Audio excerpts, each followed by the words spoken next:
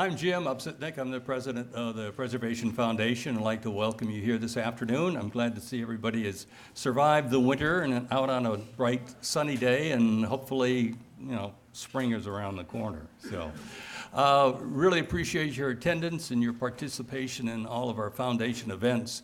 Tom will be talking a little bit about some of our upcoming events and everything, and we certainly hope to see you there or to see you as a member, which would be wonderful. At the end of April is our annual meeting, and we will have a new board, or not a new board, but new officers slate that will be announced at that time also. But that's getting ahead of ourselves, and we'll get on with the program. Again, thank you for being here. Here's Tom Glessner, our board member. Hello. Thank you all for coming out this afternoon. I want to go over a few things about the upcoming programs that are this year, and out on the table, if you want to go to any of them, there's some paperwork, our little bookmark about all the upcoming events are there. You can grab it. Our next one is, as Jim mentioned, the annual meeting, which will be upstairs in the Stewart Room. The Ellen Shipman Gardens Talk. Judith Tankard, who's an authority on the gardens of Ellen Biddle Shipman, and there's about at least a half dozen in the Lake Forest area here that she did. She did these wonderful little jewel box gardens for a number of the estate houses on the North Shore here and in Lake Forest.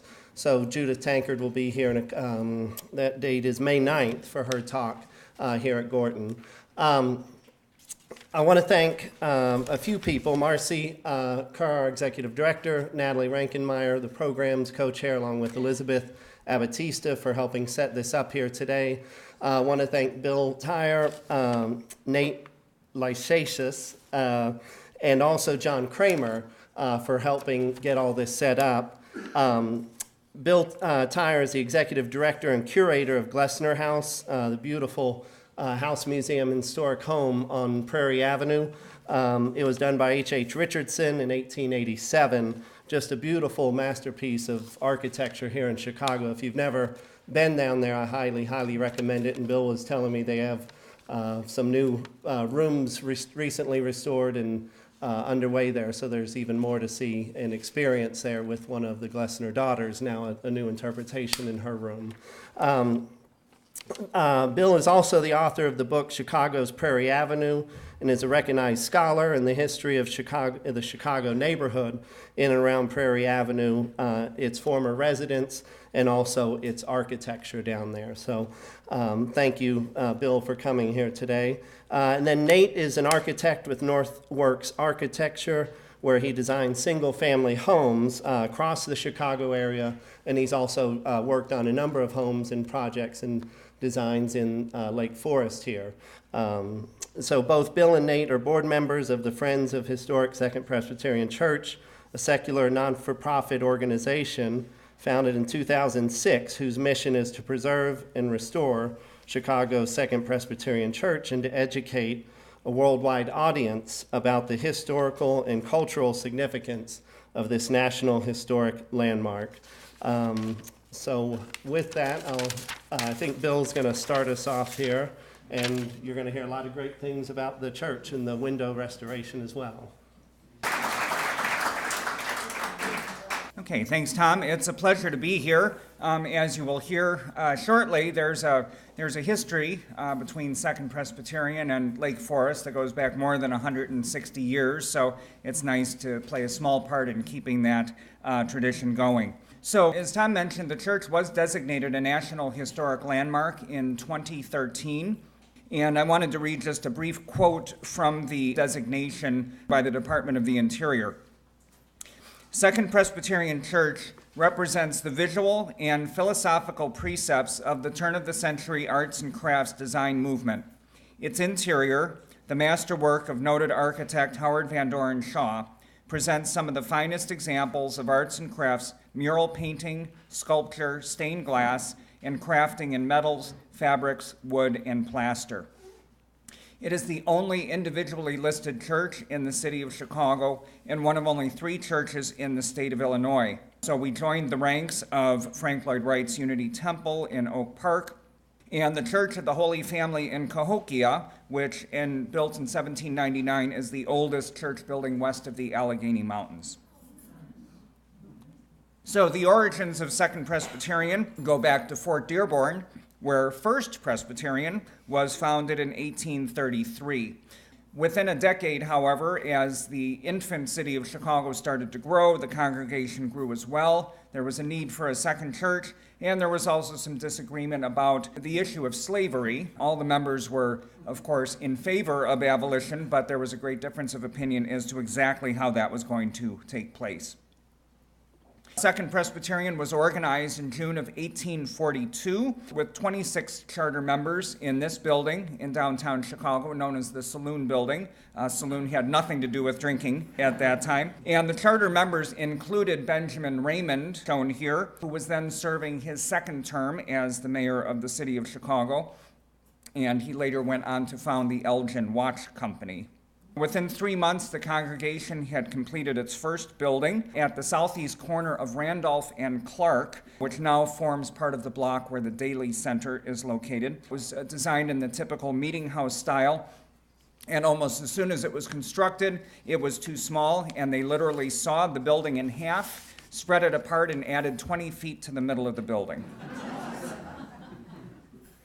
Reverend Robert W. Patterson was installed at the time of the building dedication. He would go on to serve the church for 31 years, and we will hear a little bit more about him and his connections to Lake Forest in just a few minutes.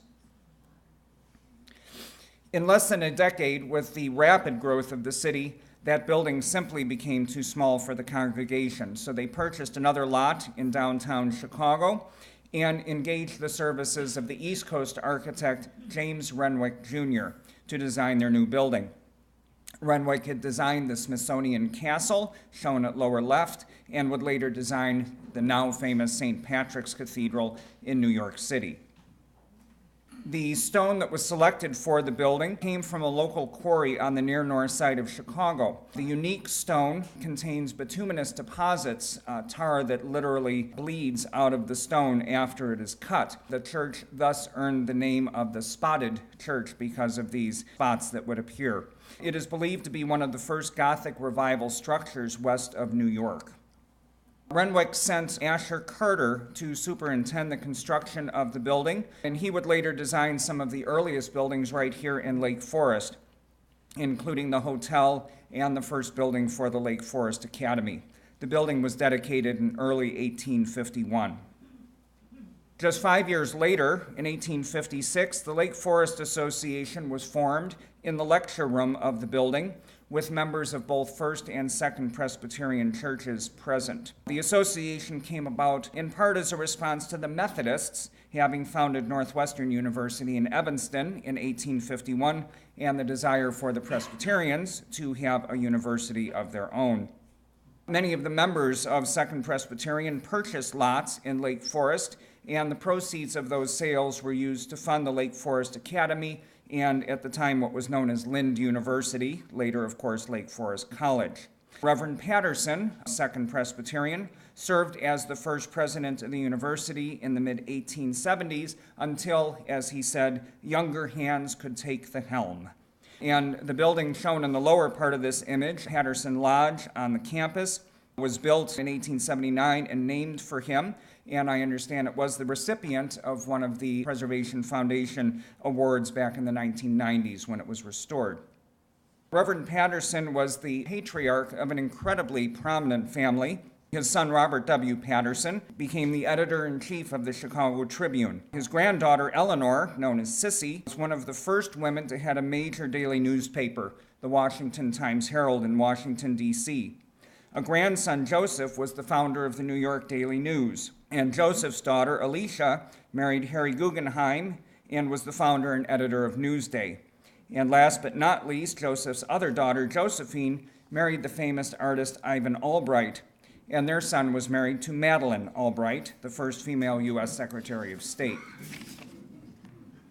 The church building was destroyed in the Great Chicago Fire of October 8, 1871, 2 pulpit chairs had been removed just before the fire, so they survive at the church today. The church had planned to move out of the downtown area as early as 1866 due to the encroaching business into the area. The lot was sold in the summer of 1871, but the church retained ownership of the building itself. They decided to move to the near south side of the city where many of their members had relocated. The last service was actually held in the building here October 1st, just 1 week before the Great Chicago Fire.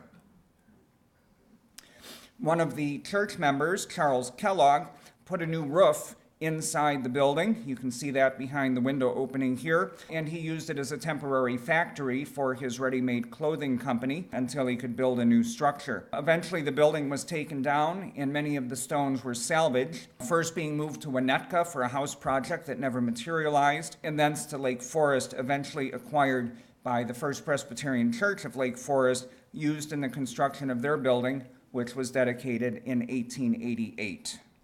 The congregation purchased a new lot at the northwest corner of Michigan Avenue and 20th Street, and the architect James Renwick Jr. was engaged to design the new building as well. The design was based on English Gothic churches of the 15th and 16th centuries, and the same stone was used, although the spotting was not as noticeable in the later building. Ground was broken in the spring of 1872, and the building was dedicated a little over 2 years later in the summer of 1874. The interior was a high Gothic interior and was richly decorated, beautifully colored according to newspaper articles of the time, including a sky blue ceiling, traceried windows, and stenciled decoration. 2 of the elements of that original Renwick design that survive are the walnut doors, recently refinished as a friend's project, and a few of the stenciled windows, this particular example in the bell tower. Now, Second Presbyterian was located in the heart of the most exclusive residential district in the city. This shows Michigan Avenue actually directly across the street from the church. The church would be off to the far right behind those trees. Not surprisingly, many of those prominent families living on Prairie Avenue and the adjacent streets were members of Second Presbyterian, including the Blackstones, the Cobbs, the Armour, John Crayar, and George Pullman, whose family home is shown at the lower right. Among those gentlemen who served as trustees of the congregation was Robert Todd Lincoln, of course, son of Abraham Lincoln. He served for about 10 years until being appointed the ambassador to Great Britain, and of course later served as the president of the Pullman Palace Car Company. The church plant was completed from its original design a decade after it actually opened, when the bell tower, envisioned by Renwick, was completed as shown here in this illustration, in memory of George Armour, an early member. The original bell, which is still rung on Sunday mornings, was manufactured by the Meneely Bell Company of Troy, New York, weighs a little over 2 tons.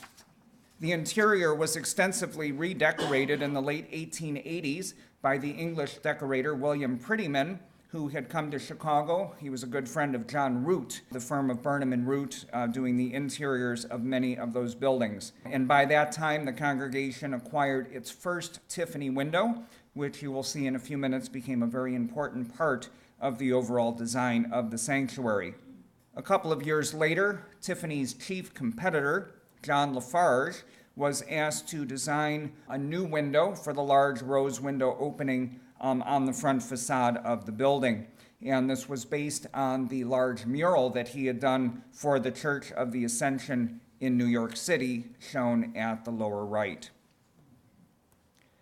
At the same time as that window was being planned, the city was welcoming millions of visitors for the World's Columbian Exposition. President Grover Cleveland arrived for the opening ceremonies on May 1st and spent a portion of his Sunday morning attending services at Second Presbyterian, as the newspapers noted, dropping a $2 bill into the collection plate.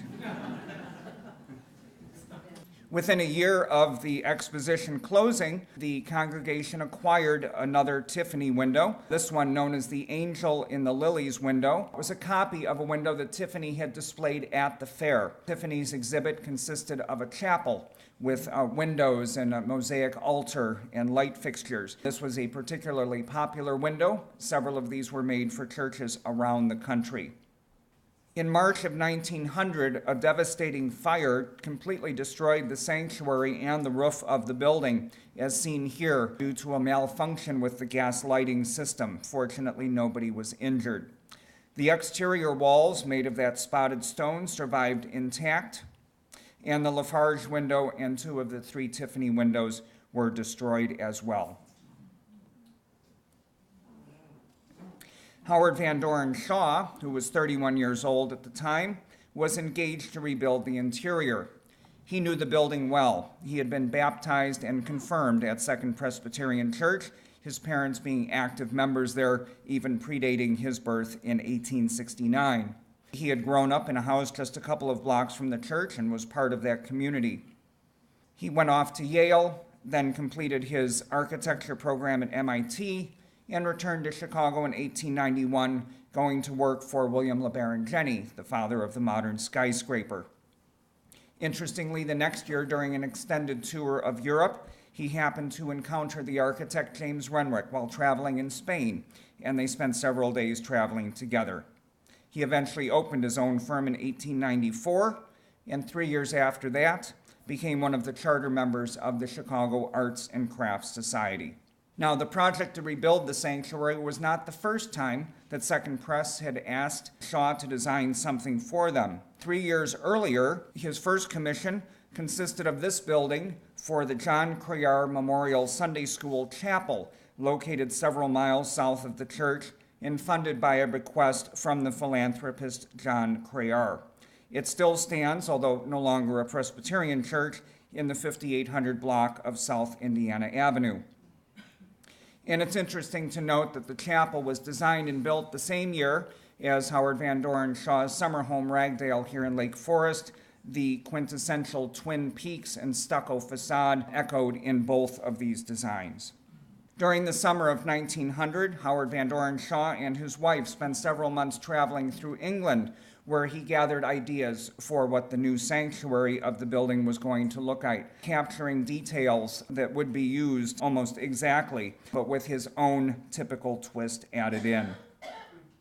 He had to work within the existing walls that remained standing, but as you'll see in the illustration here on the left, Renwick's original design was very tall and vertical. What Shaw did was lowered the roof line about 15 feet so that the sanctuary then had much more of a horizontal rather than a vertical feel to it.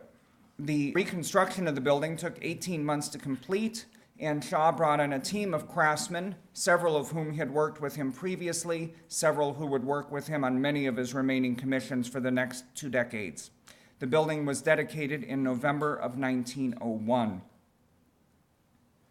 Among the first events to be held in the sanctuary was an invitation for the well-known African-American educator Booker T. Washington to speak in December of that year. And according to the newspaper accounts of the time, it was so popular that hundreds of people had to be turned away. Washington was invited and did speak at the church a second time a few years later. We're very fortunate that Shaw's design of the sanctuary is incredibly intact, because one of the overarching designs, of course, of the arts and crafts movement is the idea of unity of design, with all of the details working very closely with each other, which can still be seen in the various elements within the sanctuary. Many of these are brought together with a series of motifs that repeat throughout the space, one of the most prominent being the grapevine motif. This is a very popular arts and crafts motif, but also takes on the added significance within the church to represent the wine of communion. And here we see it used in the brass screen over the organ, in the plaster panels on the front of the balcony, and in the carved wood decoration around the front pulpit. A second motif that is widely used is the pomegranate. Again, a quintessential arts and crafts motif with the pomegranate shown split open to see the seeds. Again, as represented in the carved wood at top, the balcony panels in the middle, and then strap work on the underside of the balcony as shown in the lower image. And this lower section of plasterwork is very similar to plasterwork you can see in Ragdale today. Other motifs include such things as the thistle and the Tudor rose, and the elaborate ceiling has this whole series of what are known as plaster bosses, these small details of creatures, fish and toads and weasels and things like that, that were painted in a series of colors. Again, this is something Shaw would have seen in a lot of the English churches, and they're really fun to look at when you pick up a pair of binoculars and look at the wonderful detail of these things that are hanging more than 60 feet over the floor of the sanctuary. But by far the most popular motif in the sanctuary is the use of the angel. There are 175 angels depicted in the sanctuary, including the brackets that support the chandeliers along both sides of the space, as shown on the left, angels at either side of the pulpit in the middle, and then this angel at the right, which hangs over the pulpit. And these actually became the theme for our 175th anniversary 2 years ago, so we were very happy that there were, in fact, 175 in the space. The color palette reflects Shaw's interest in arts and crafts coloring, the colors reflective of earth and shelter, and coordinated with the other natural materials that were used in the space. Textiles included Brussels carpet from Marshall Fields, reminiscent of the English decorator Christopher Dresser and his designs, and the cut velvet drapes, which are still in place in the music loft at the front of the church. The decoration of the church was written about in this 1904 article in The House Beautiful, which was a major publication promoting the arts and crafts movement, and a number of Shaw's designs were promoted in this particular magazine. Now, Shaw assembled a very talented group of craftsmen to work with him, one of these being the firm of Beil and Mauch, Maximilian Mauch and Karl Beil. Beil actually had his early training working for King Ludwig II in some of his castles that we remember today, and Mauch was a co-founder of the Municipal Art League of Chicago. They first worked together in preparation for the Columbian Exposition, where they worked on these massive sculptural groups that were placed on the top of the administration building on the fairgrounds, forming their partnership the year after the fair. They went on to do a lot of work at a number of World's Fairs that followed. And a couple of other local commissions include the very elaborate front porch of the Dews House on the near north side and the pediment of the Iroquois Theater downtown. The plaster work was the work of a firm known as August Zander, who was one of many contractors that came to Chicago right after the fire during our period of massive rebuilding. And again, working off all of the detailed drawings of Shaw, who would work on the smallest details to make sure everything was exactly as he had envisioned. One of my favorite features in the space is this beautiful baptismal font carved by Frederick Purdy. Purdy had his training in England. He was a protege of Sir Gilbert Scott, immigrated to Chicago in the mid-1880s, and did commissions for a number of prominent houses in Chicago, as well as the Newberry Library. The font that he carved was actually a copy of the original marble baptismal font that was lost in the fire when the roof collapsed and broke it. But the new font was carved in limestone, a material more in keeping with the arts and crafts interior, and features the Easter lilies, lily of the valley, and the memorial inscription as shown here. Purdy went on to do major work at the Minnesota State Capitol, carving the designs of the sculptor Daniel Chester French, and he also carved all of the relief panels on the combined county building City Hall in Chicago. The light fixtures were the work of Willie Lau, one of the most prominent lighting designers of the turn of the 20th century. He was a pioneer designer in electric lighting and did custom metalwork for such architects as Frank Lloyd Wright and George Mayer. Note the angel wings on the chandeliers that surround each of the light bulbs. So even more angel wings than there are angels in the church. And here we see a few more examples of the other fixtures that also incorporated leaded glass into their design. These two fixtures were not designed by Lau, but would have been selected by Shaw as part of the overall design. They both hang over the music loft at the front of the church. They're brass filigree with a paper lining to diffuse the light. We know that the one on the left, which is slightly larger, was actually originally designed as a Japanese incense burner and was then converted over for use for electric lighting. The elaborate wood carving throughout the space was the work of the Edmunds Manufacturing Company, Abraham Edmunds being born in Wales in the 1840s, arriving in Chicago just before the fire. Here we see some additional details. The firm did work for all the leading architects of the day, including Louis Sullivan, working on the Carson Perry Scott building, Daniel Burnham for work on the Marshall Field store and the People's Gas building, the Field Museum, and many private residences. The pews were designed by the A.H. Andrews Company, a major manufacturer of office, church, and school furniture, and they won major awards at the World's Fair. Pews have 3 alternating designs, all typical of Shaw's work, especially the linen fold in the middle, which shows up in many of his commissions. The pulpit furniture itself was designed by James A. Colby and Sons, a prominent furniture retailer in Chicago, founded just before the fire. And I remember ads for the Colby Furniture Company when I was a kid, not realizing they had such a long history, especially with custom-made furniture. And here we see some details of the pastor's chair, showing some of the carved design and the date of 1901 when the church was completed. All of these, again, designs executed by Shaw.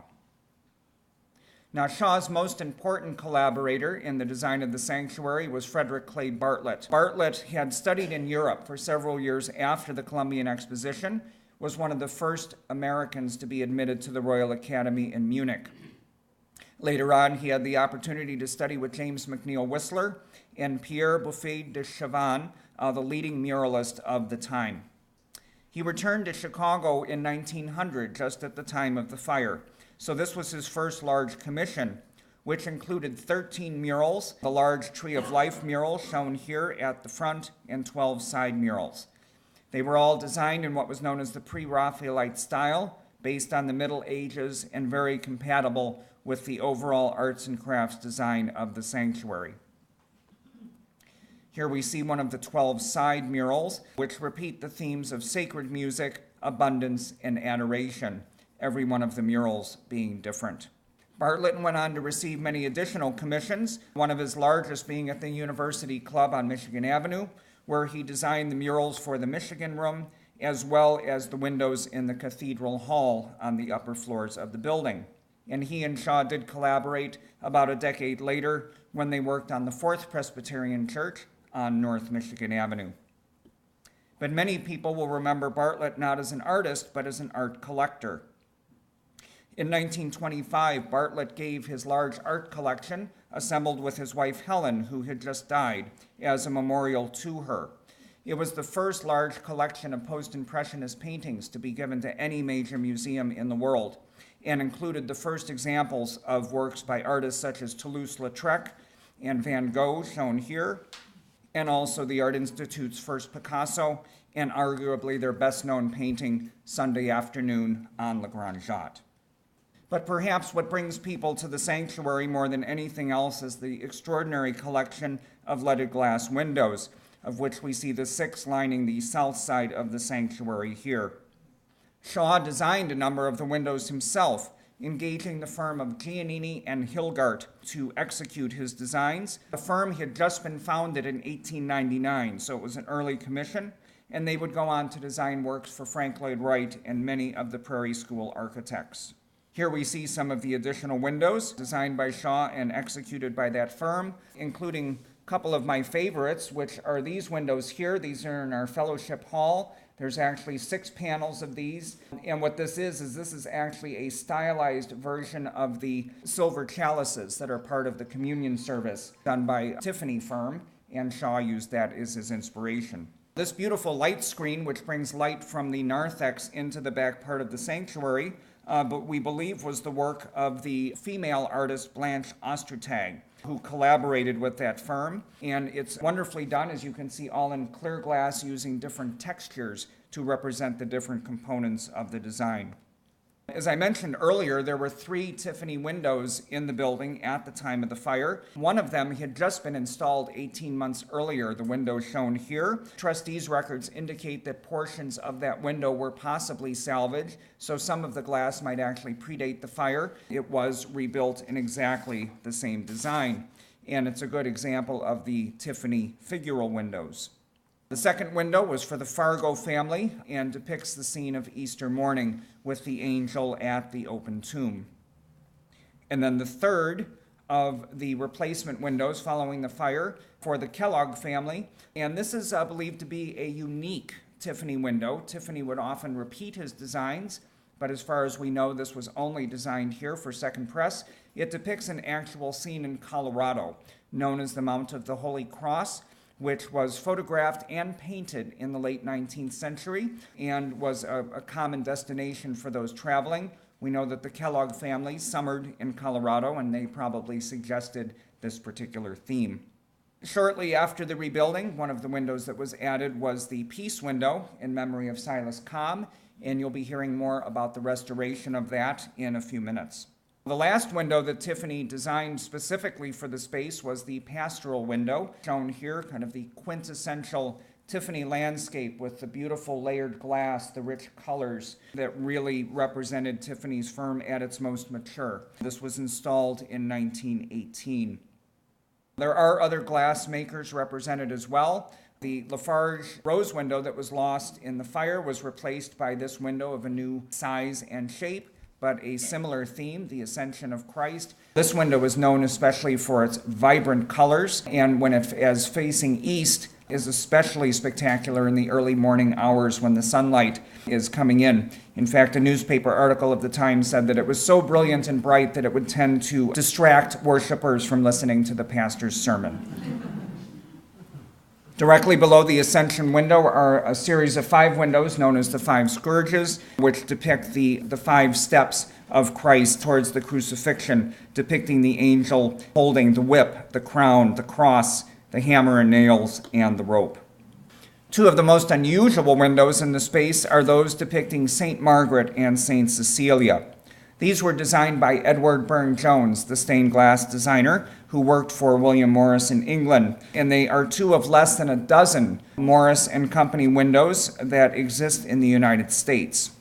They were brought to Chicago and were exhibited initially in 1902 at the Morris Room at the Toby Furniture Company. This was put together by Joseph Twyman, who was a devotee of Morris and brought together various Morris products in the room, including these 2 windows. And we believe what happened, Shaw, of course, would have been very aware of this room, saw the windows, realized how well they would have fit into the 2 openings to either side of the front doors, and had one of the church members purchase them for installation. Now, unlike the Tiffany windows, which have very little painted glass, the Morris windows are all about the beautiful painted detail. St. Margaret on the left showing the beautiful painting of both the face and the stockings of her feet, and then St. Cecilia on the right with her beautiful face again, believed to depict William Morris's wife Jane, and then a detail of the organ that she is holding in her hand. Another important window designer was Louis Millet, a longtime instructor at the Art Institute and one of the founders of the Chicago School of Architecture. He was very influenced by windows that he saw at the 1904 exposition representing the Vienna Successionist style, which is well represented here in this window, which was commissioned by Mrs. Pullman as a memorial to her mother. Millet was especially known for the quality of his painted glass, as seen in the face of St. Peter, shown on the right. And the last glass designer represented here was the firm of Macaulay and Miles, who did largely residential work in the city, but they were favored by Presbyterians, including a window at First Presbyterian here in Lake Forest. This is similar to the pastoral window of Tiffany, but in a much more stylized arts and crafts style. The neighborhood around the church started to go into decline in the first 2 decades of the 20th century, with many of the families moving to other parts of the city and their houses converted to businesses or boarding houses or eventually torn down. Michigan Avenue itself, where the church stood, within a decade was transformed into what became known as Motor Row, with more than 100 automobile dealerships built along what was considered the finest paved street in the city of Chicago. Not surprisingly, many of the other churches moved out of the neighborhood during these decades, including First Presbyterian, which was located just a couple of blocks away from Second. But upon their departure, quite a number of their members moved over to Second Pres, and for we were very fortunate in that they also brought 3 of their Tiffany windows with them. So I'm sure they were welcomed with open arms. The first of these was the window known as Christ Blessing the Little Children. It is the oldest Tiffany window at Second Press and the oldest Tiffany window in the city of Chicago, dating to 1892. And this is one of several windows where Tiffany would actually take an existing artwork, in this case a painting by Heinrich Hoffmann, and incorporate it into a glass design.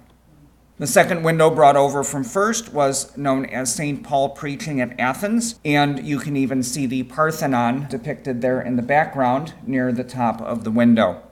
And then a real favorite of mine, the third window, known simply as the Jeweled Window. It was a memorial to one of their pastors, composed of 12,000 pieces of glass, many of them rock-faced to catch the light and sparkle as the sun comes through. And that window had been given to First by a longtime trustee named Marshall Field. As the neighborhood continued to decline, there were frequent discussions about moving away from the neighborhood. And at one point, there was even the plan to disassemble and rebuild the sanctuary at McCormick Theological Seminary on the near north side. This was because the significance of the sanctuary was recognized early, and in fact, a formal tour program started in 1940. So we've been giving tours there for almost 80 years. In 1958, the congregation was integrated, welcoming its first African American members. But by the mid-1960s, it had reached its low point with less than 60 members still attending on a regular basis. But they were committed to the idea of remaining in the neighborhood as it continued to change. The church was recognized by listing on the National Register in 1974. 3 years later, it was designated a Chicago landmark, and churches are in a special category. They can only be designated by the city with the congregation's consent, which they were happy to do, understanding the significance of the building.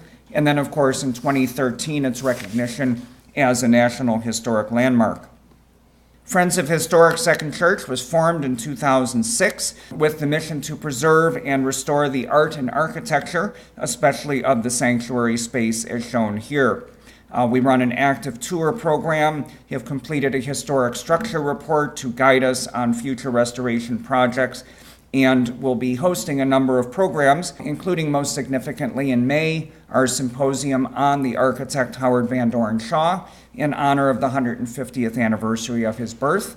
And here are examples of just a couple of the projects we've undertaken in recent years, recreating some of the damaged and missing plasterwork, as well as cleaning several of the Bartlett murals. So we encourage people to visit either during the symposium or at another time. And to close, I'd like to bring one more quote forward from the National Historic Landmark application. The collaborative group of artisans and craftsmen brought about Shaw's arts and crafts vision for Second Presbyterian Church. The church stands today as it was constructed, one of the important and significant contributions to the nationally important expression of arts and crafts design in America. And with that, I'm going to turn the podium over to Nate Lielasus, who will bring up his program on the restoration of our Tiffany Peace window. Thank you.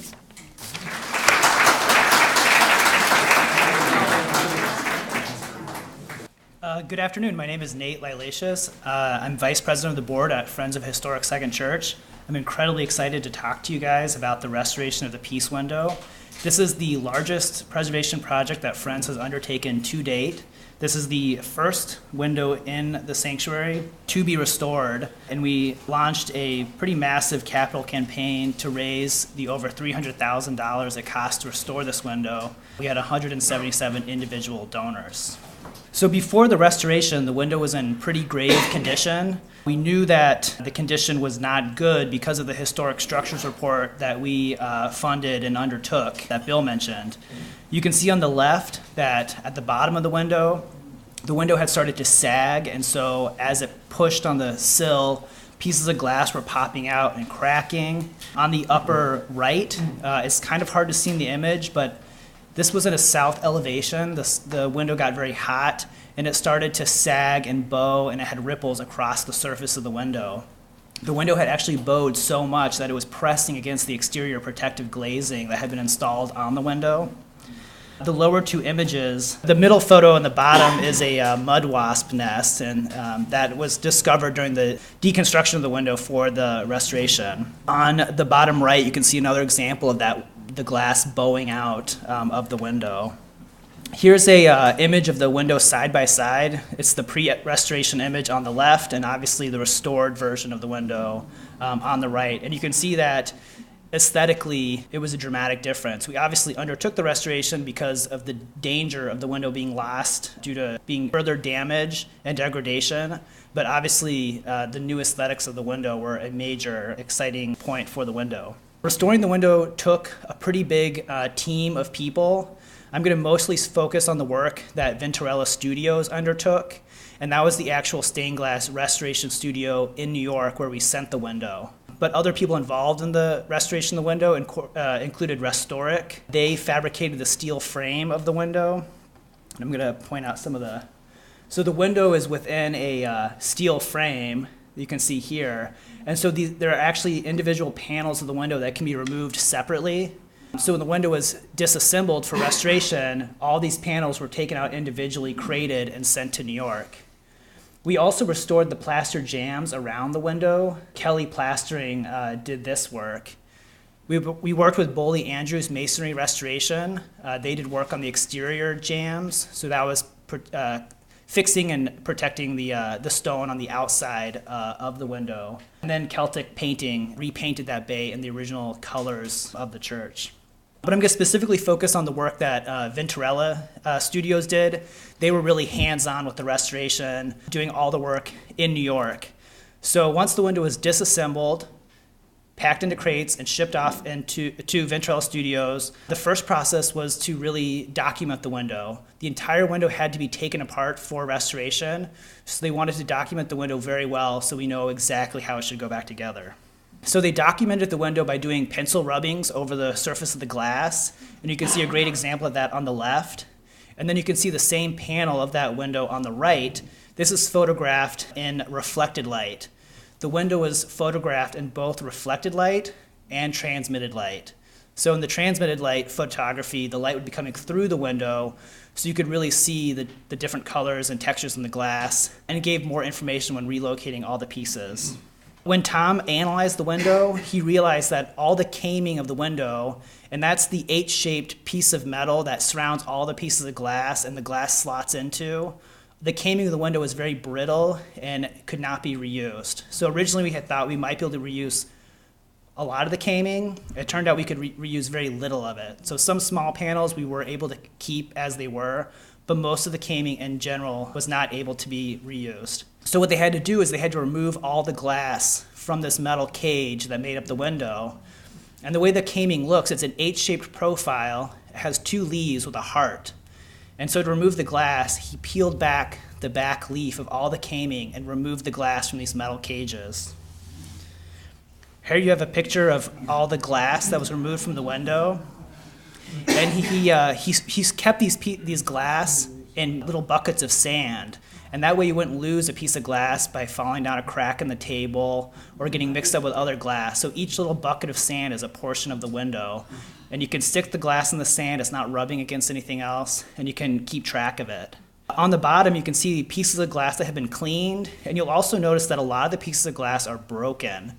When glass was removed from the window, it was discovered that because of all the movement in the window over time, a lot of the glass had actually cracked. So all the cracked pieces of glass had to be edge glued back together. And one thing I thought was really fascinating when I was interviewing Tom about this process is he actually used a two-part clear epoxy glue that was invented by NASA. So a very technical restoration process. This is a photograph of some of the lead networks that were left over once the back leaves were peeled off and the glass extracted. And you can see there's some rubbings of panels of the window where the caming could be saved. And so those are panels where the caming is still with the glass.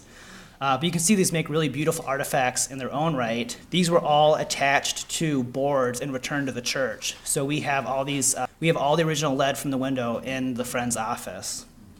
And here's a picture showing what the lead caming for a section of that window would look like. And then you can see the glass that's been extracted from the window. You'll notice that in the image with the glass, you can see that there's a template of the window behind the glass, and they're sort of organizing all the pieces of glass and putting them together and numbering all the individual pieces of glass. And they're doing this to get ready to put the window back together, which is a process they call weaving the window back together. Here's a picture. On the left, you see some panels that the caming could be reused, and so these are pieces of the window that were reinstalled in their totality. You can see the top is pre-cleaning and the bottom is after cleaning. And you can see just what a dramatic difference that made. Tom actually said this was the dirtiest Tiffany window he had ever worked on. The church has been very timid about touching the windows. Obviously, it's a Tiffany window. It's priceless. We don't want to do anything wrong. But he did tell us we can dust them moving forward. On this side, you can see a piece of glass that's half cleaned, and you can just see the dramatic difference in that piece of glass. There was depth of color in this window that we had never seen before. And that process was also recreated with the pieces of painted glass. So these are the faces on some of the angels. And so the face would be gently cleaned, and then missing pieces of paint would be repainted in again. So here you can see there's a lot of paint missing on the mouth and the eyes, and here's the finished piece with the in-painting completed. Here's a picture from Tom Venturella's studio. Tom was really gracious and invited all of us to come visit him at our convenience, and a lot of us took him up on his invitation, so many people from Friends and the church went out to New York and made a visit to Tom part of their trip. So here's Tim Murphy. Tim and Tom Venturella did all the restoration work between the two of them. So here's Tim working with soldering back the lead networks on the window. Here's a piece that's laid out with just the glass on the template. Here's some of the lead caming put on a board. Here you have some finished pieces of panels of glass. And then here's a really cool photo of when we went out to New York. We got a little preview of what the window was going to look like. The window was not completely reconstructed until it came back to Chicago. So in Tom's office, we could only see pieces of the restored window. Here's Tim Murphy working on, here he's cutting a piece of that new caming. Originally, caming was milled, but there's no caming mills left in the United States. So this caming was actually extruded. We did do a test on the metal to determine the exact makeup of the caming, and we also took dimensions of the cross sections. So we recreated the caming with the exact material composition and the exact cross sections of the original. Tiffany caming is a little different than a lot of other caming used by stained glass designers. His caming tends to have a higher percentage of lead in it. Often it's almost pure lead. And that's because his windows are so intricate, the lead is very soft, and you can really work that caming around the very complex shapes in the window. When you get the pieces of caming from the factory, they come in 6-foot long pieces, and you stretch them, and then you just cut them to size. Here he's got a little knife, and you can see he's trimming down this piece of caming, and then just sort of work around the window, and you spot solder the ends together. Once the panel is completely recamed, then you actually float solder the entire surface of the caming, which makes the window very rigid and gives it a lot of extra strength. Here's Tim working around one of these medallions, starting to add in all the pieces of glass. And you can see that the pieces of glass are individually numbered. And then here's the template for the reconstruction with all the numbers for the pieces of glass. This window had about 8,000 pieces of glass, and that does not include pieces that were broken into multiple pieces. So this is just as if they were not broken. And then here you see this panel almost complete with some of the tools that were used in the recreation of the window. Here's another piece of the window. This is the top of the window. So you see here's the medallion, and the border of this is being added on with all the different pieces of caming. And then here's a more completed version of that panel. So Tom and Tim came to Chicago to oversee the reinstallation process. So here are the two guys who we have a lot to thank for. They're there in the church. This was the day the window was reinstalled.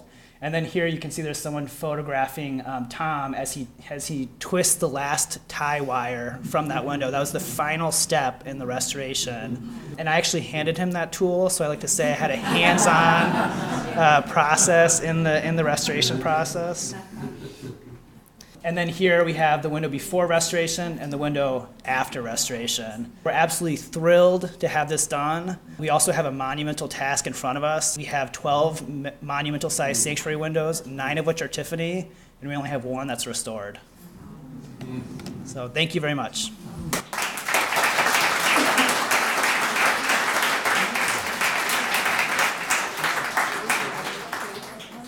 Thanks for coming out today.